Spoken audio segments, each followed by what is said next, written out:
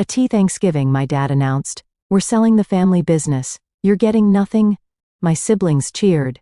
I smiled. "Dad? Who's the buyer?" He proudly said, "Everest Holdings. They're paying $50 million. I laughed. "Dad, I am Everest Holdings." The room went silent. My name is Morgan Adams, 32 years old, and the forgotten middle child of the Adams software dynasty. Arriving at our Boston mansion for Thanksgiving, I noticed Dad checking his phone, obsessively whispering to Mom with unusual excitement. Little did they know, beneath my simple black dress, beat the heart of someone they had drastically underestimated. The bombshell Dad was about to drop at dinner would change our family forever, but not in the way he expected. If you are watching this from a family business situation, drop a comment below and subscribe to see how I turned my father's betrayal into the sweetest revenge that changed our family forever. I grew up in Brookline, one of Boston's wealthiest suburbs, in a sprawling colonial, with 6 bedrooms, a heated indoor pool, and a lawn that required 3 gardeners to maintain. From the outside, we were the picture-perfect American success story. My grandfather Robert Adams started Adams Software Solutions in his garage back in 1978, with nothing but a second-hand computer and a revolutionary idea for inventory management software. He built it from nothing into a regional powerhouse before my father, Harold Adams, took over in 1995. Dad expanded the company aggressively. Under his leadership, Adams Software grew from a $10 million family business to a $50 million enterprise, with over 200 employees and clients across the country. Every holiday dinner, every family vacation, every weekend barbecue inevitably turned into a celebration of his business genius. The Adams name became synonymous with success in Boston business circles, and Dad never let anyone forget it, especially his children. There were 3 of us Adams kids. My older brother Garrett, 38, was the golden child, despite never showing any real aptitude for the business. He majored in communications, partied through college, and still Dad handed him a vice president position the day after graduation. Garrett spent more time on his boat or with his rotating cast of girlfriends than in the office, but somehow Dad remained convinced he was the natural heir to the Adams throne. Then there was me, Morgan, perpetually stuck in the middle at 32. Unlike my siblings, I inherited my grandfather's passion for technology. I taught myself coding at 12 and built my first app at 15. I studied computer science and business at MIT, graduated summa cum laude, and had legitimate innovative ideas for modernizing the company. Yet somehow, Dad always looked right through me during business discussions, as if I were invisible. My younger sister Megan, 29, rounded out our trio. She leveraged our family name to become a lifestyle influencer, with hundreds of thousands of followers who loved her. Perfectly curated glimpses into old money New England living.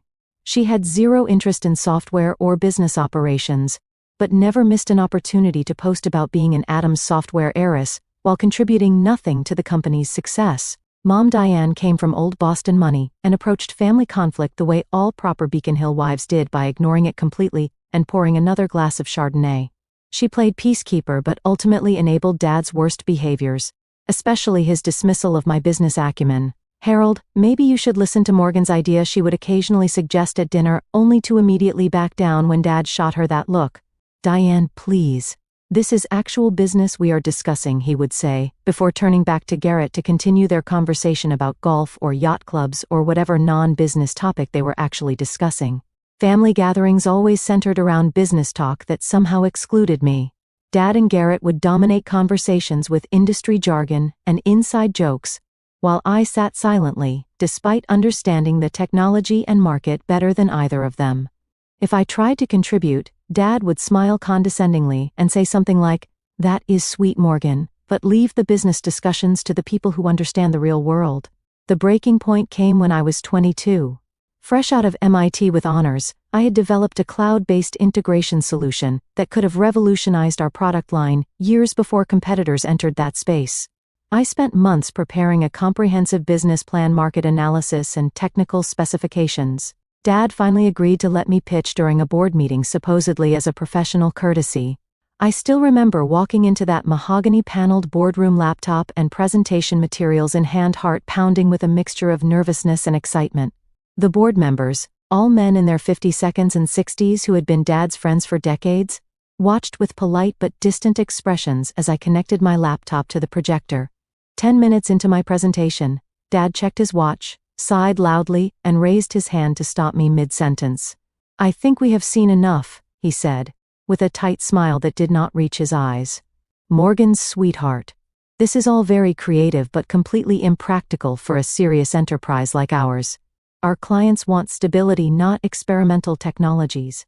He turned to the board members with an apologetic shrug. "My daughter recently graduated college and is full of these academic ideas. Now, shall we move on to actual business matters?" The humiliation burned through me as I packed up my materials while they chuckled and moved on as if I had never been there. That night, I made a decision that would change everything. I would leave Boston and the family business behind. I would build something of my own, something so successful that even my father could not dismiss it. I moved to San Francisco with $5,000 in savings and nothing else. My parents assumed it was just a phase at tantrum they indulged with patronizing amusement. "She will be back when she runs out of money," I overheard Dad telling Mom on the phone during one of our increasingly rare calls. Those early years were brutal. My tiny studio apartment in a questionable neighborhood cost nearly my entire monthly budget. I survived on ramen noodles and coffee, working 80-hour weeks first at entry-level coding jobs, then as a freelance developer. Every dollar I could save went into building my own company. I created Everest Holdings under the pseudonym Emmy Stone. The initial stood for Morgan Elizabeth, but nobody knew that. I wanted my success or failure to be completely disconnected from the Adams name. I started small, developing custom enterprise solutions for startups, reinvesting every profit. By year 3, I had 10 employees and a real office in Soma. The breakthrough came when I developed a proprietary integration platform that allowed legacy systems to communicate seamlessly with modern cloud services, ironically similar to what I had pitched to my father years earlier. Venture capital came calling, but I maintained majority ownership, determined to control my destiny. Over the next 7 years, I strategically acquired smaller tech companies that complemented our services. Everest Holdings grew to a $200 million valuation with offices in 3 cities. Throughout it all, I maintained my pseudonym in all business dealings. In the tech world, Emmy Stone was known as a brilliant, reclusive founder who rarely gave interviews or appeared at industry events. When I absolutely had to make public appearances, I used subtle changes to my appearance and let my COO do most of the talking. My family remained completely unaware of my success. During holiday calls and occasional visits, I kept conversations vague, describing my work as doing okay or still figuring things out. Dad never pressed for details as he had already written off my career as inconsequential. This suited me perfectly as I built Everest into something that would one day shock them all. What they did not know was that for the past year, I had been strategically acquiring shares in companies that were key suppliers and clients of Atom Software. I studied their quarterly reports, identified their weaknesses, and positioned Everest as the perfect buyer to take Atom Software to the next level. 6 months ago, I had my CFO send an anonymous acquisition offer through a third party, which my father predictably rejected without proper consideration. Now, 10 years after being humiliated in that boardroom, I was returning home for Thanksgiving with a plan that would change everything. Atom Software was struggling with outdated technology and losing market share. My father did not know it yet, but I was about to become his worst nightmare and his only salvation. The week before Thanksgiving, I was in my corner office overlooking San Francisco Bay, finalizing the paperwork for what would be the most important deal of my life. My assistant knocked and entered with my travel itinerary. "Your private jet is confirmed for Tuesday at 11 a.m., she said, placing the folder on my desk. "Are you sure you do not want to bring your executive team to Boston for the signing?" I shook my head. "This is personal. I need to handle it alone." After she left, my phone rang. It was Isabella, my best friend, since those early struggling days when we shared a wall in adjacent studio apartments. "Are you really going through with this family Thanksgiving charade?" she asked without preamble. After everything they did, after 2 years of barely speaking to them, I sighed, spinning in my chair to face the window. "I have to be there in person when it happens, Isabella. I need to see his face."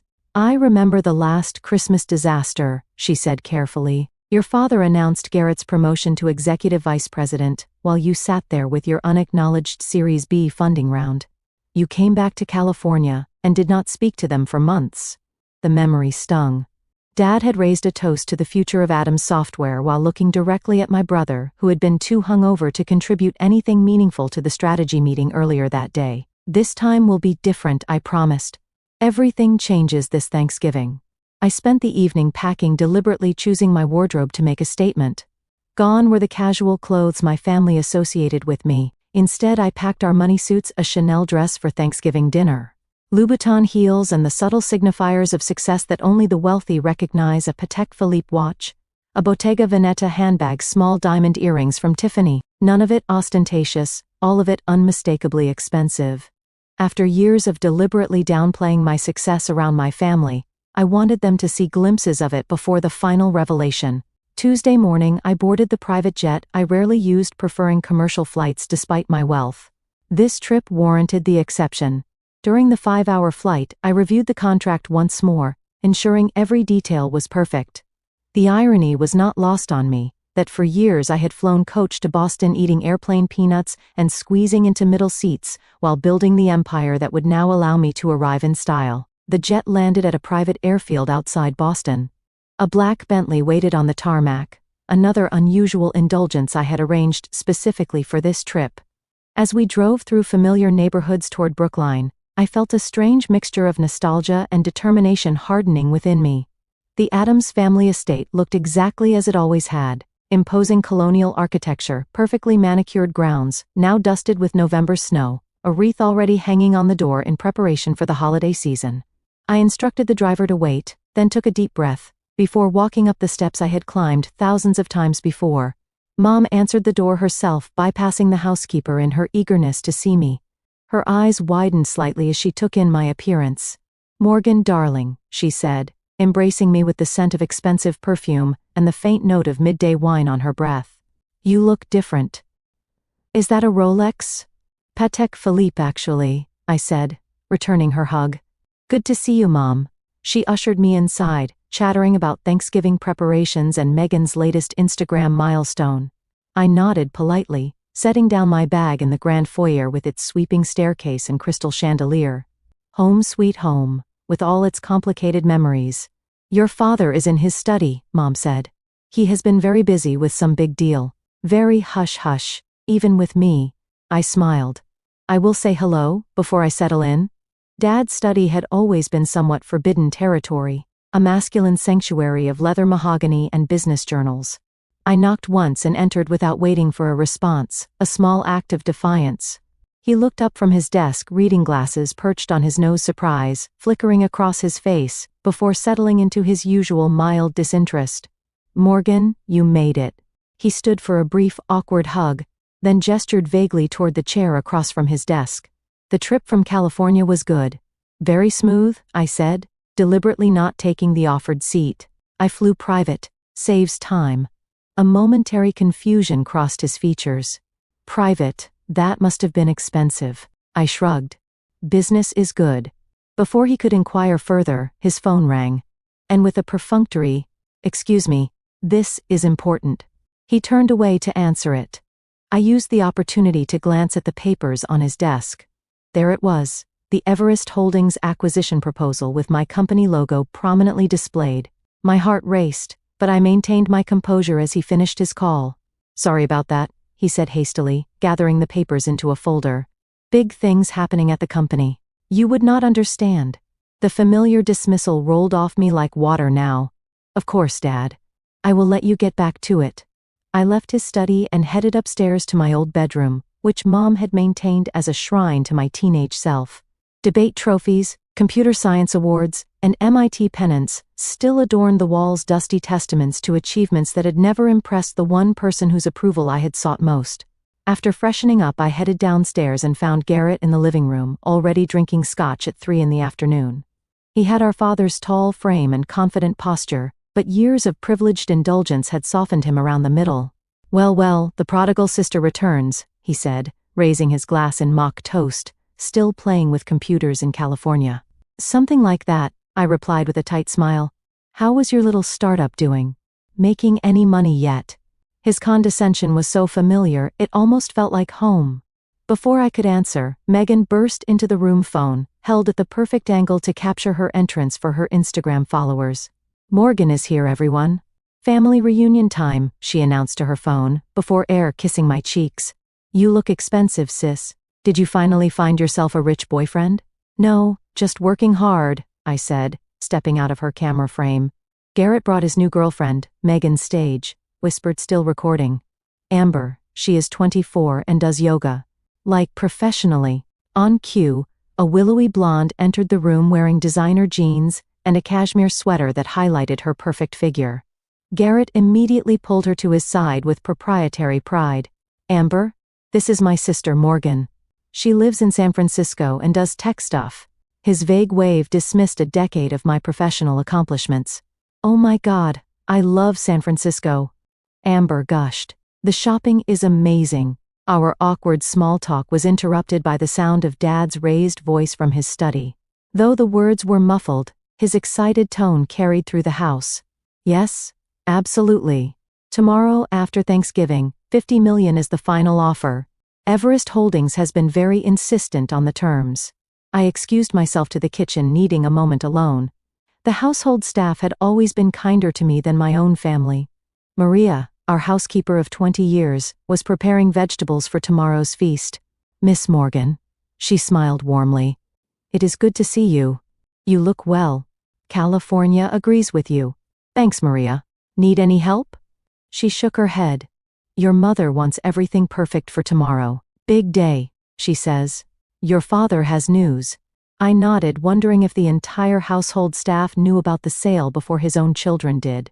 So I gathered. The pre-dinner drinks hour was excruciating. Mom fluttered about with forced cheerfulness. Dad checked his phone every 3 minutes. Garrett bragged about his new boat to anyone who would listen, and Megan documented everything for her followers.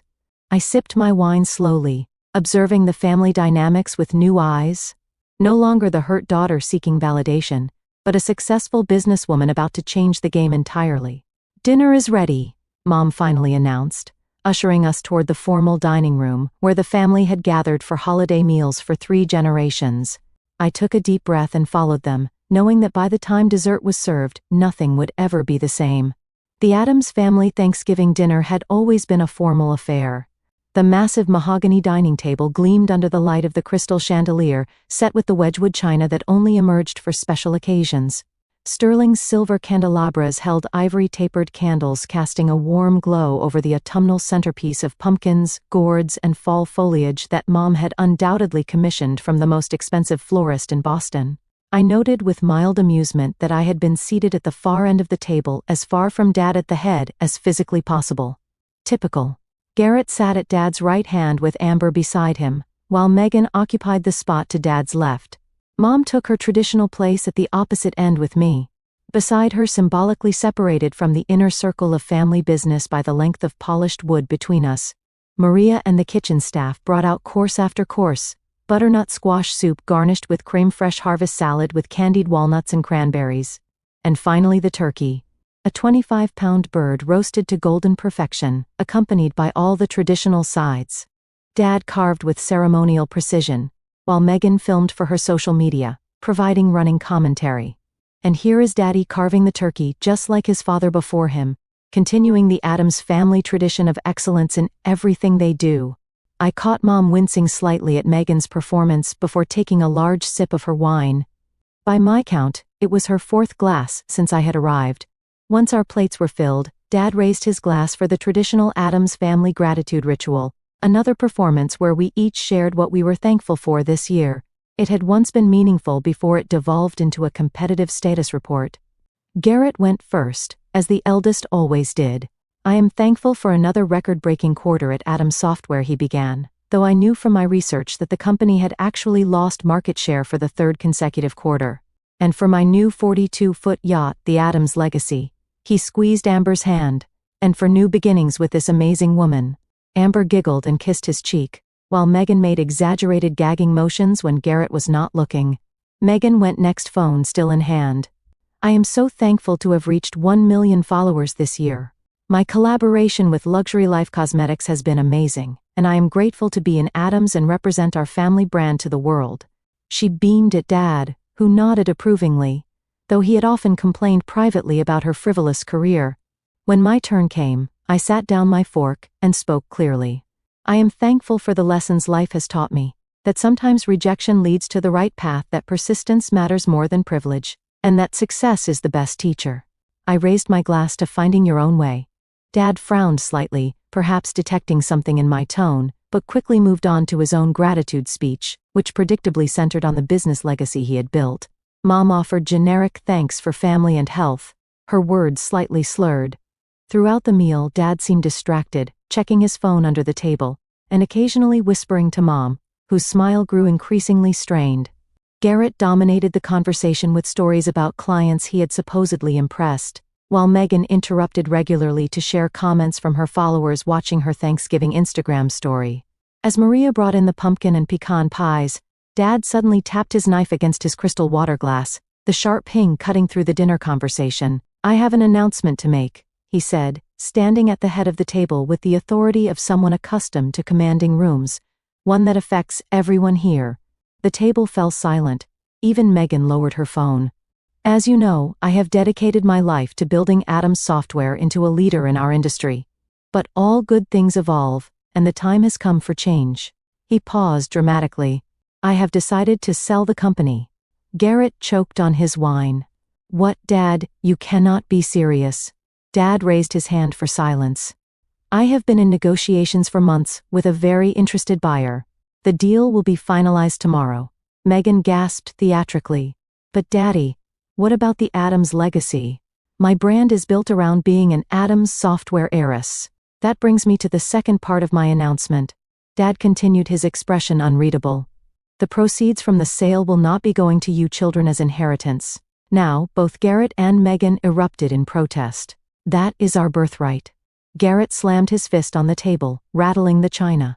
"What do you mean?" Megan wailed, now live streaming the family drama to her followers. "Where is the money going?" Dad waited for their outbursts to subside. "Your mother and I will be using part of it for our retirement. The rest will go to establishing the Adams Foundation, a charitable organization to support technology education." "This is bullshit." Garrett stood, his face flushed with anger. "I have given 10 years to this company. You promised it would be mine someday. You promised all of us." Megan joined in, tears streaming down her face, though she kept her phone carefully angled to capture her most flattering crying angle. Throughout the chaos, I remained perfectly still, taking small, deliberate bites of pecan pie. Mom noticed my calm and gave me a quizzical look. "Morgan," she said quietly, "you do not seem surprised." The table gradually quieted as everyone turned toward me, suddenly remembering my presence. "Actually," I said, setting down my dessert fork with precision, "I have just one question." I looked directly at my father. "Who is the buyer?" Dad's chest puffed with pride, pleased to have important information that we did not. "A very successful tech investment firm called Everest Holdings. They are paying $50 million, which is more than generous given our recent market challenges." I took a sip of water, using the moment to steady myself for what came next. The room felt charged with a strange electricity, the moment suspended between the past and future. "Dad," I said finally, my voice calm and clear, "I am Everest Holdings." The room went completely silent. I could hear the antique grandfather clock ticking in the hallway, marking the seconds of frozen disbelief. For several heartbeats, nobody moved. The silence was absolute, as if the air itself had solidified around us. I watched the emotions play across my father's face in rapid succession: confusion, disbelief, shock, and finally the first flickers of anger. Garrett was the first to react, knocking over his wine glass as he stood abruptly. The red liquid spread across the white tablecloth like blood, a vivid punctuation to the moment. "What the hell are you talking about?" he demanded, looking between Dad and me with growing panic. Megan, incredibly, was still live streaming, her hands shaking as she captured what was quickly becoming the most dramatic content her followers had ever seen. "Oh my God," she whispered to her phone. "Did my sister just say she owns Everest Holdings, the company buying our family business?" Mom reached for her wine glass, found it empty, and promptly grabbed the bottle instead. I stood slowly, feeling a strange sense of calm after carrying this secret for so long. "Me Stone?" I said. Morgan Elizabeth Stone. That is the name I have been using professionally for the past decade, while building Everest Holdings into a $200 million company. Dad found his voice at last. This is preposterous, he sputtered. Everest Holdings is run by Emmy Stone, a respected technology investor. Not by my daughter who has been playing at startups in California. I reached into my purse and removed my business card case made of sleek brushed platinum with the Everest Holdings logo engraved on its surface. I slid a card across the table toward him. Actually, Dad, I am me Stone. I founded Everest Holdings 10 years ago after you dismissed my business proposal and humiliated me in front of your board. Dad snatched up the card, staring at it as if it might transform in his hands. This is some kind of joke, he said, but his voice had lost its certainty. Everest Holdings now owns controlling interests in Nexus Technologies, Data Stream Solutions, and Tech Core Industries. I continued, naming Atom Software's 3 largest suppliers. We also recently acquired majority stakes in your 2 biggest clients, McKinsey Manufacturing and Westfield Distribution.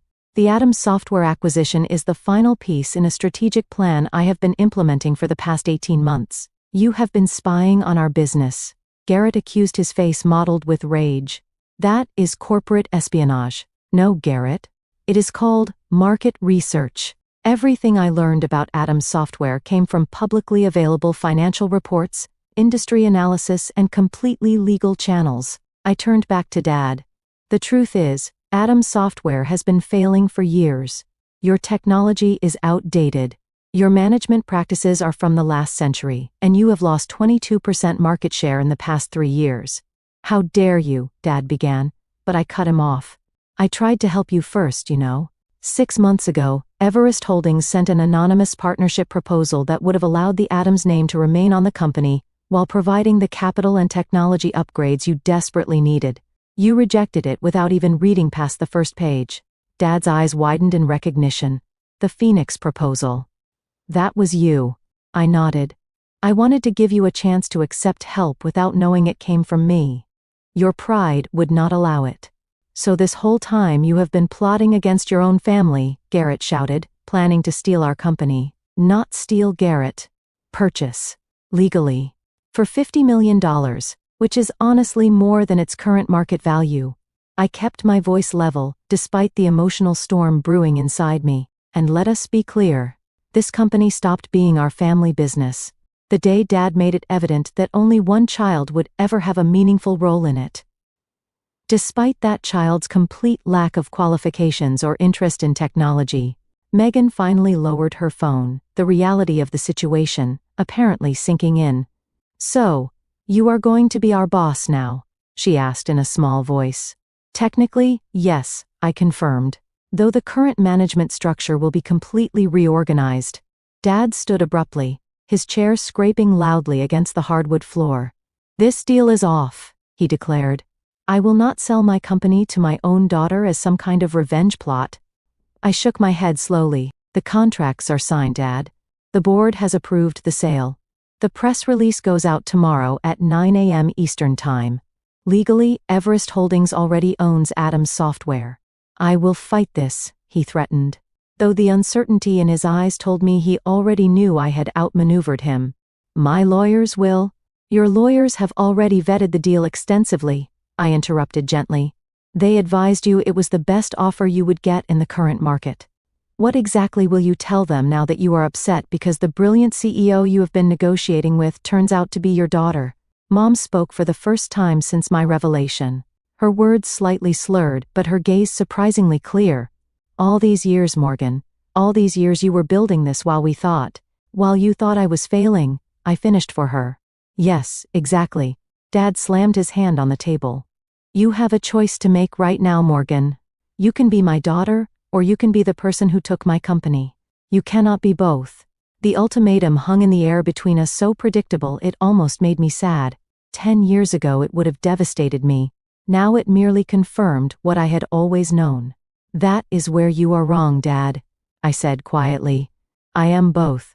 I always have been. You just refuse to see it. Megan had started crying in earnest, now mascara tracking down her perfectly contoured cheeks. What happens to us? To our trust funds? Our positions? That depends. I answered honestly. On whether you want to actually work for the company or just claim its benefits. Garrett pointed an accusing finger at me. You planned this for Thanksgiving. Deliberately did not you to humiliate us in front of the whole family. I planned it for Thanksgiving because I knew everyone would be here. I corrected him. And because 10 years ago at Thanksgiving dinner, Dad announced that he was promoting you to vice president despite your complete lack of qualifications while telling me my degree from MIT and 3 years of coding experience was not enough to warrant even an entry-level management position. Dad's face flushed at the reminder. That was different. Garrett is my son, my firstborn. And there it is, I said softly. The real reason I was never given a chance. Not my ideas, not my education, not my work ethic, just my gender. The painful truth silenced the room again. Even Garrett had the grace to look uncomfortable. This conversation is over, Dad finally declared. Everyone out. I need to call my attorneys. He stormed from the dining room, the sound of his study doors slamming, echoing through the house moments later. Mom rose unsteadily to her feet. I should go check on him, she murmured, though she paused beside my chair. Are you really worth $200 million? I nodded. And all those times you could not come home for Christmas because you said you could not afford the plane ticket.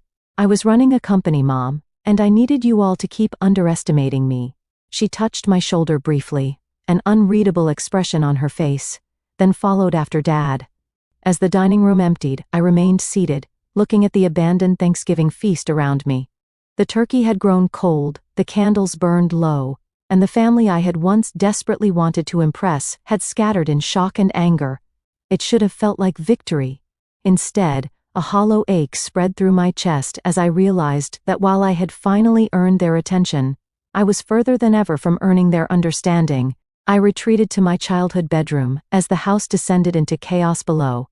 Through the floor, I could hear Dad shouting on the phone, presumably to his lawyers, while Mom's placating tones rose and fell in counterpoint. Occasionally, Garrett's angry voice would join the cacophony, followed by Megan's dramatic wailing.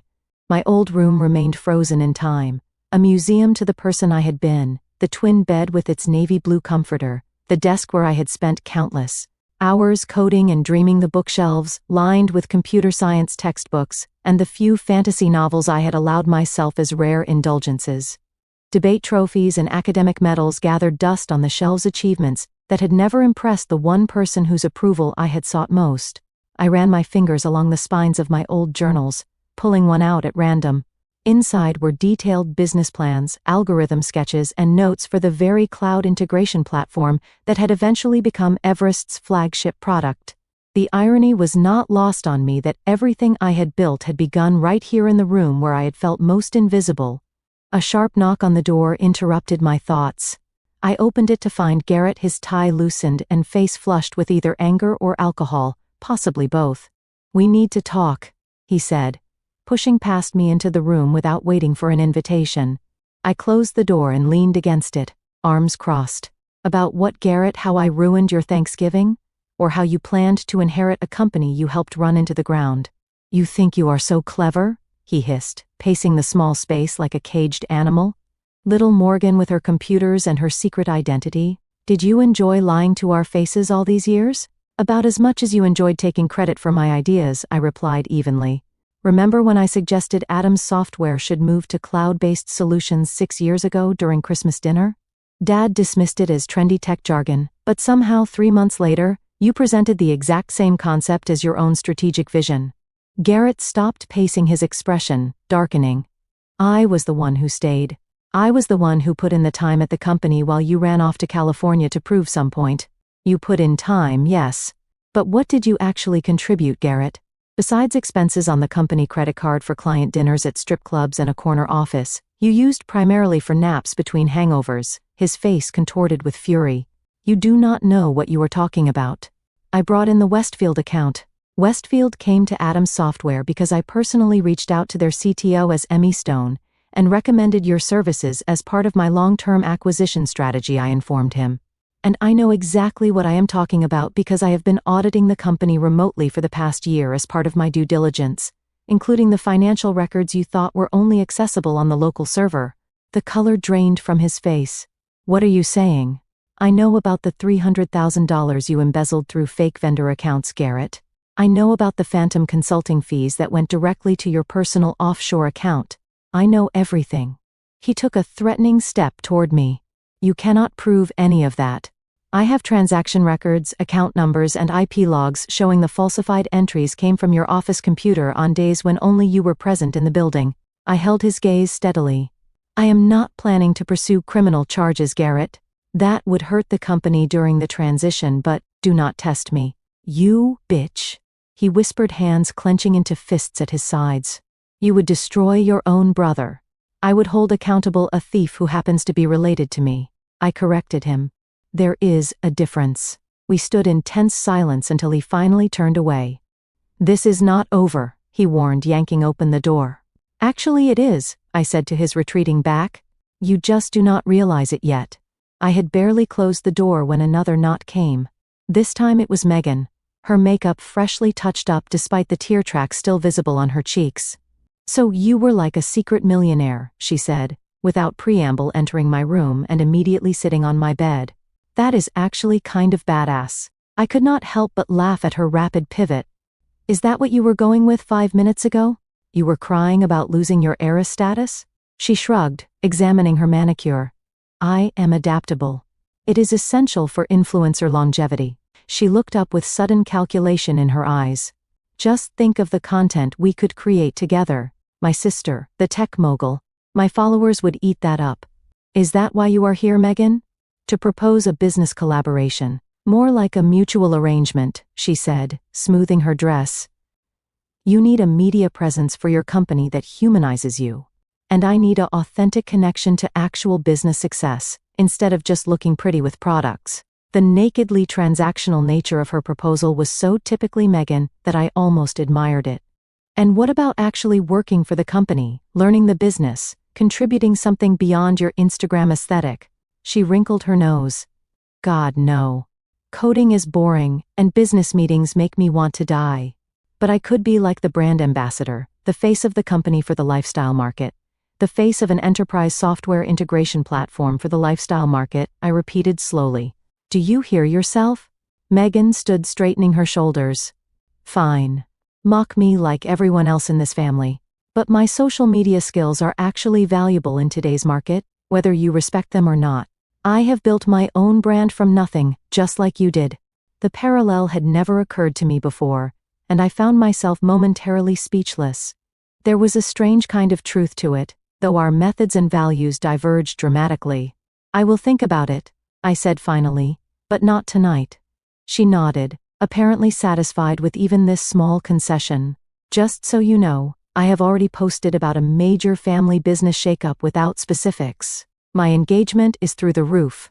After she left, I sat at my old desk, powering up my laptop, to check on the final details for tomorrow's announcement. A gentle knock interrupted me again. Come in, I called, expecting perhaps Maria with tea, or one of the household staff. Instead, Mom entered looking surprisingly sober, given the amount of wine she had consumed at dinner.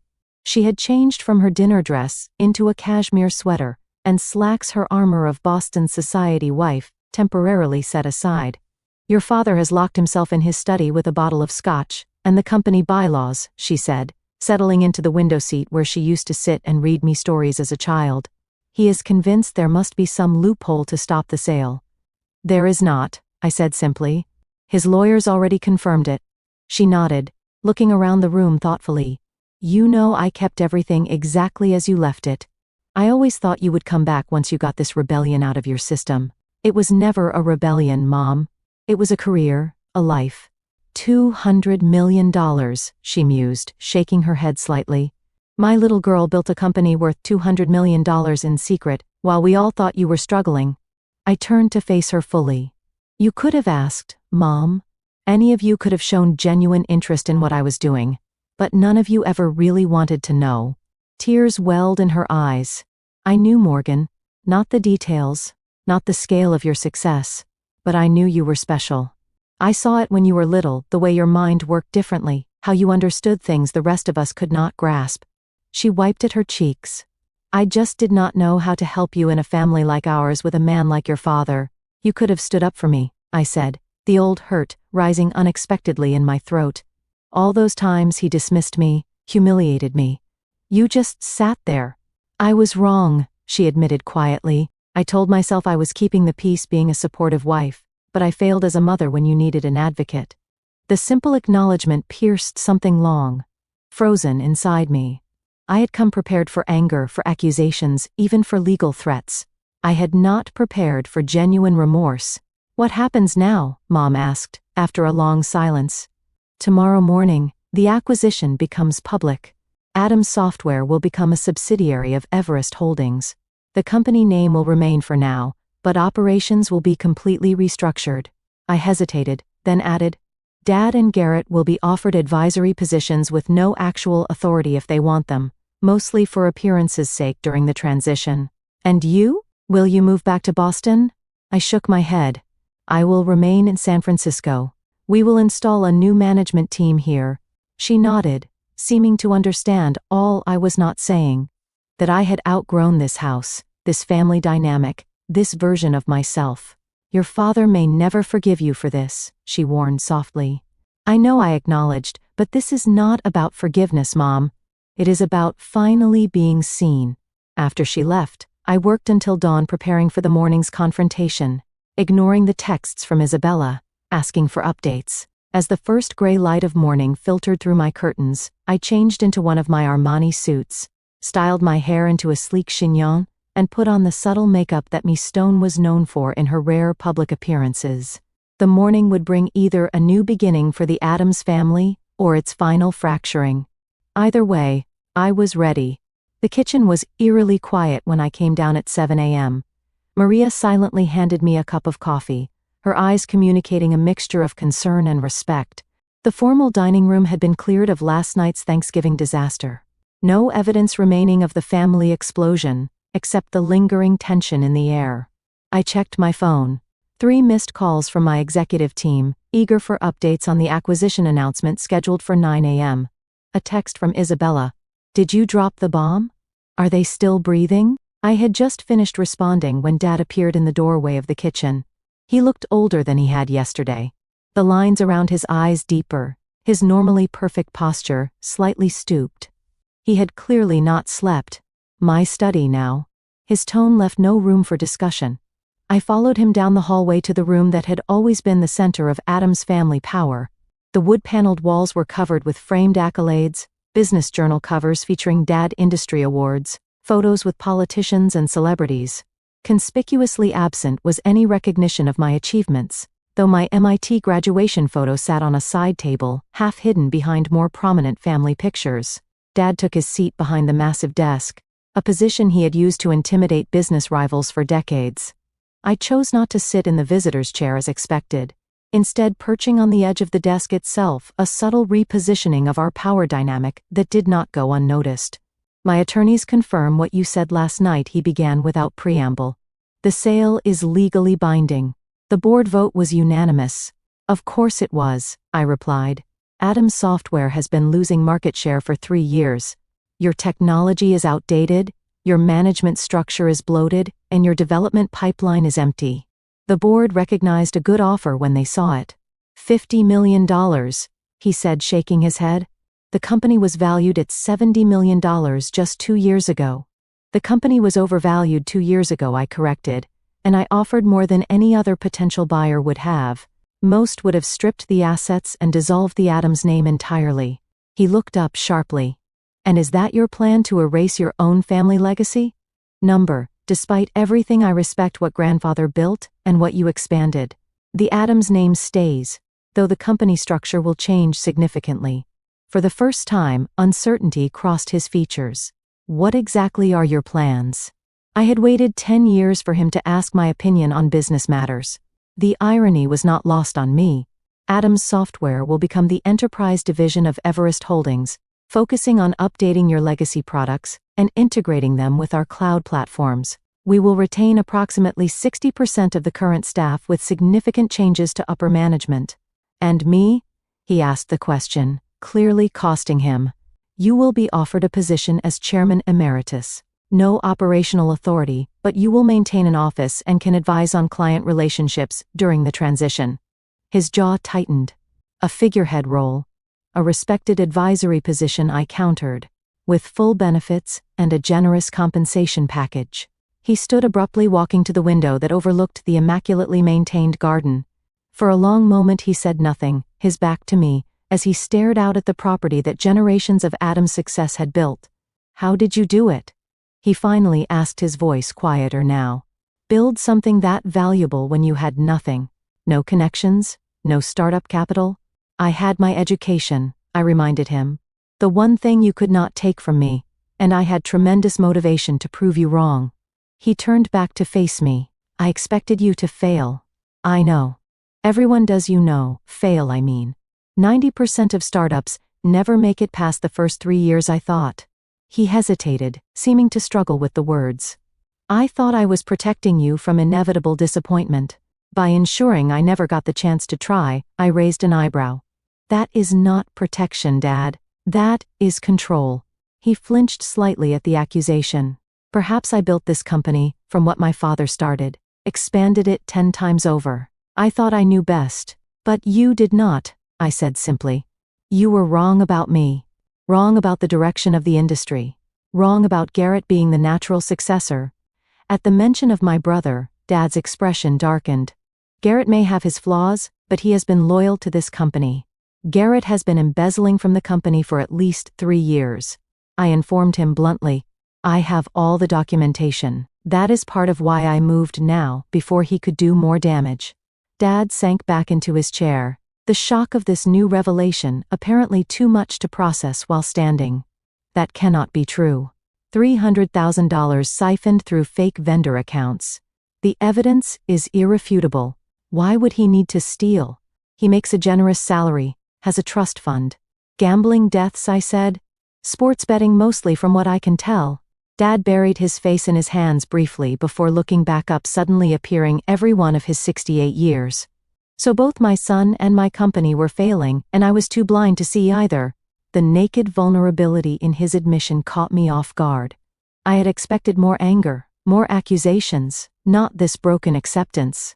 Not blind, I said, softening my tone slightly. Just looking in the wrong direction. A long silence stretched between us, filled with decades of misunderstanding and missed opportunities. When he finally spoke again, his voice had changed the arrogance, replaced with something approaching genuine curiosity. How did you do it? He asked. Really? No connections, no investors who knew the Adams name. How did you build something so successful? I considered deflecting, but there was something in his question that seemed sincere for the first time in our relationship. I started small, I explained. Freelance development work to build capital. Then I created a proprietary integration platform that solved a problem every enterprise company has, connecting legacy systems with modern cloud architecture. It was actually based on the proposal you dismissed when I was 22. A flicker of recognition crossed his face. The one with the middleware solution. I nodded, surprised he remembered even that much. Yes, I refined it, made it more adaptable, used it to attract our first major clients, reinvested every profit, lived in a studio apartment eating ramen for 3 years to keep overhead low, built a team of brilliant people who believed in the vision, without the Adams name to open doors, he mused. Because of that, in some ways, I corrected.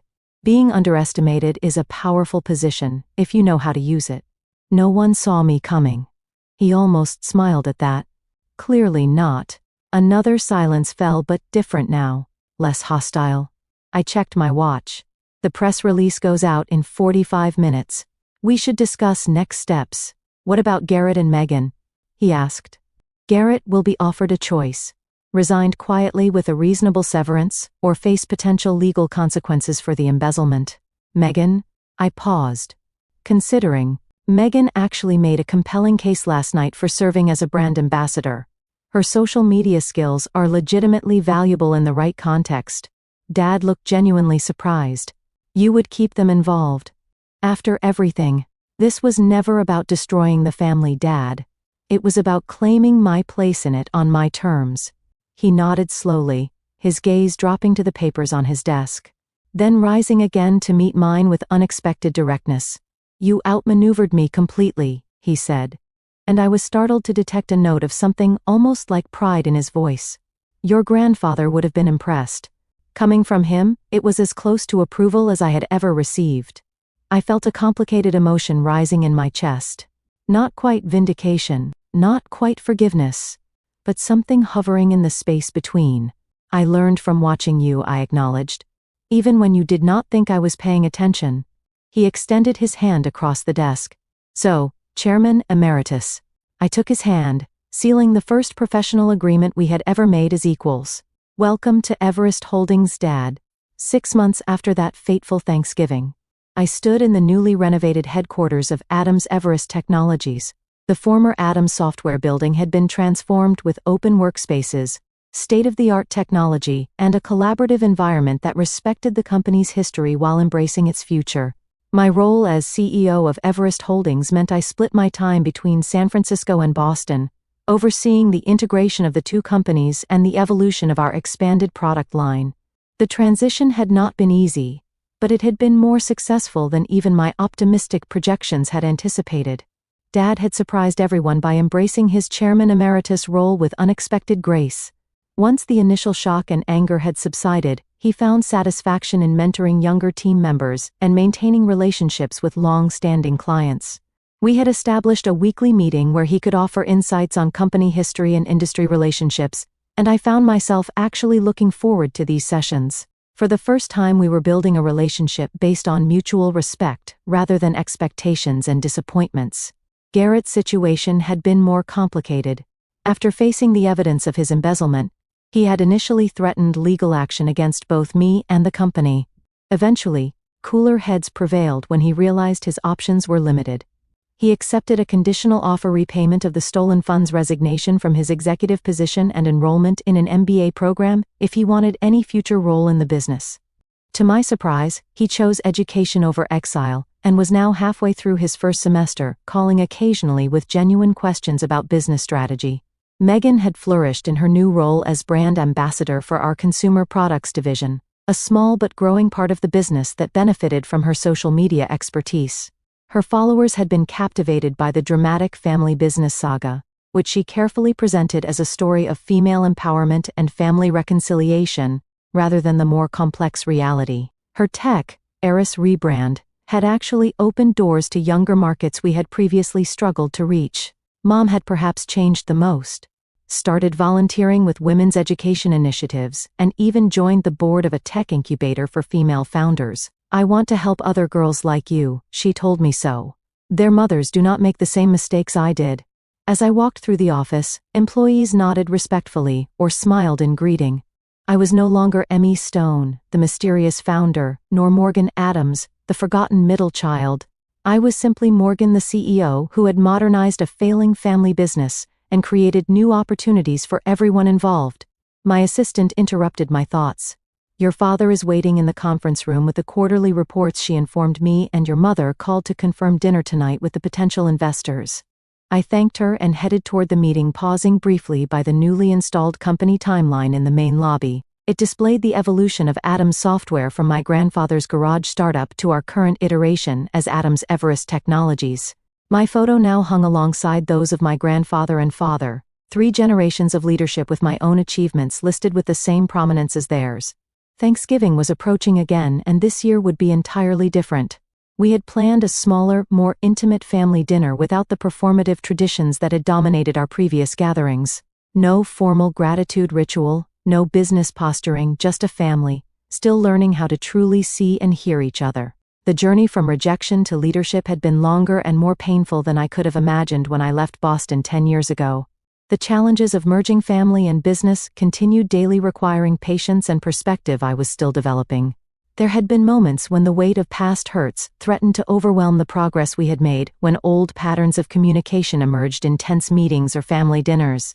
The hardest part had not been the acquisition itself, but the ongoing work of building relationships that could withstand both our shared history and our current professional roles. Dad still occasionally slipped into his authoritarian approach before catching himself. I sometimes found myself unnecessarily defensive, anticipating dismissal that no longer came. Yet slowly, conversation by conversation, the Adams family was creating a new dynamic. Mom had hosted a dinner last month where, for the first time in my memory, everyone spoke equally. Everyone listened and no one stormed out in anger. Small victories, but meaningful ones. Perhaps the most profound moment had come unexpectedly during a late night at the office when Dad and I were reviewing the first quarter results after the merger. The numbers had exceeded all projections, with client retention at 98% and new contracts increasing revenue by 32%. "You know," he had said, quietly staring at the spreadsheet, "you have already accomplished more than I did in my first decade running this company." The simple acknowledgement had healed something in me that I had not realized was still broken. Not because I needed his validation professionally anymore, but because it represented the human recognition I had sought all along. The experience had taught me that success itself is not enough to heal family wounds. The satisfaction of proving myself had been sweet, but ultimately hollow, until it led to genuine connection. I had needed to learn that there is a difference between winning and resolving, between being right and being whole. As I entered the conference room where Dad waited with the quarterly reports, I reflected on how complex the journey had been from that Thanksgiving revelation to today. The lesson I carried forward was not that success is the best revenge, but that success without reconciliation leaves both sides poorer. True victory came not when I proved my father wrong, but when we both found a way to be right together. For anyone watching this who recognizes the painful dynamics of family business, who has felt invisible or undervalued by those who should see you most clearly, I hope my story offers both inspiration and caution. Building your own success is powerful, but healing family wounds requires more than professional achievement. It demands honesty, vulnerability, and the courage to offer second chances, even when they seem undeserved. Have you experienced similar family business challenges? Comment below and share your story. How did you navigate the complex intersection of family and business? Like, subscribe, and share if this resonated with you. Thank you for witnessing my journey from rejection to reconciliation, and remember that the true measure of success is not what you build alone, but what you create together.